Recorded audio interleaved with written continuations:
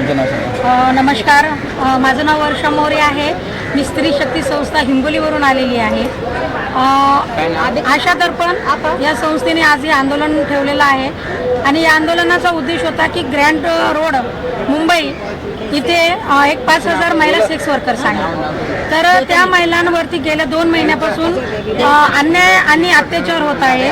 यामध्ये त्यांच्या जिथं त्या महिला राहतात तिथं त्या महिलांना व्यवसाय करण्यास मनाई केलेली आहे आणि 1 महिन्यापासून त्यांच्यावर उपासमारीची वेळ आलेली आहे.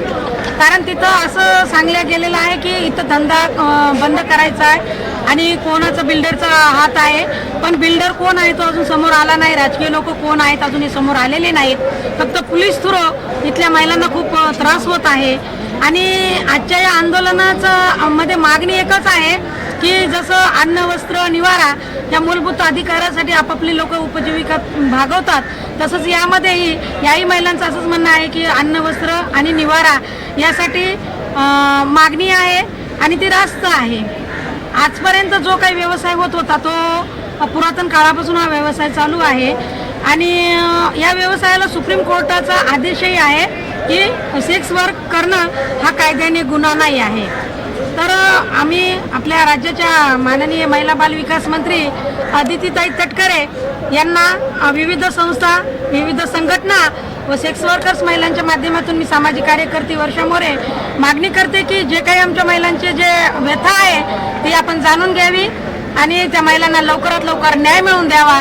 जसं पूर्वीचं त्यांचं जीवन होतं की वर्क करून आपल्या मुलाबाळांची उपजीविका भागवणे, तशी ती परस्पर चालू राहावी आणि त्यांना जे अडीअडचणी येत आहेत त्या अडीअडचणीला मॅडमने थोडंसं सहकार्य करावं आणि ज्या पद्धतीनं आपण जगतो त्या पद्धतीनं त्यांना जगण्यासही मदत करावी.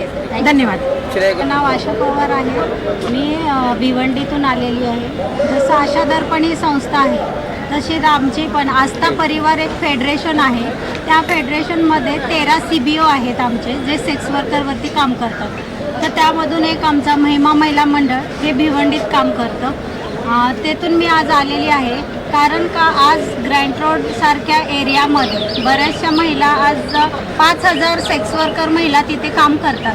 पण त्यांच्यावर अशी आज गेल्या 2 महिन्यापासून अशी वेळ आली आहे की त्यांना घरातनं काढून टाकलेलं आहे. पोलीस लोक सारखे येऊन त्यांना त्रास देतात की हे घर खाली करा, इथं नवीन बिल्डिंग बनवायची आहे. तर मला असं म्हणायचं आहे सेक्स वर्क करणं हे काय कायद्याने गुन्हा नाही आहे. सुप्रीम कोर्टाने पण ह्याला आदेश दिलेला आहे की हा गुन्हा नाही आहे. असं असून सुद्धा पोलीस लोक का वारंवार त्रास देतात? जर पोलीस लोकांना हा त्रास द्यायचा असेल तर सरकारला माझी एवढीच विनंती आहे की त्यांनी या सेक्स वर्कर महिलांसाठी वेगळी घरं द्यावीत आणि घर दिले तर त्यांच्या पोटापाण्याचं काय, तर त्यांच्यासाठी काही जॉब पण त्यांना दिले पाहिजेत. अशा बऱ्याचशा महिला आहेत की त्या शिकलेल्या पण आहेत. त्यामुळे मला सरकारला एवढंच म्हणायचं आहे की त्या महिलांना तुम्ही जॉब द्या आणि त्यांना स्वतःची घरं द्या. कारण मेरा नाम देवता मेत्री है. सरकार से हम लोग को दीदी लोगों के लिए ये मांगनी है, उनके लिए हम लोग ना न्याको ने गाइडलाइंस के हिसाब से हम लोग राशन कार्ड, उनका वोटर ID, उनका जो भी है हम लोग निकाल के देते, बैंक अकाउंट वगैरह. मगर उनके लिए अभी ये तकलीफ हो रही, वो तकलीफ ना होना चाहिए, ये हमारा मांग है.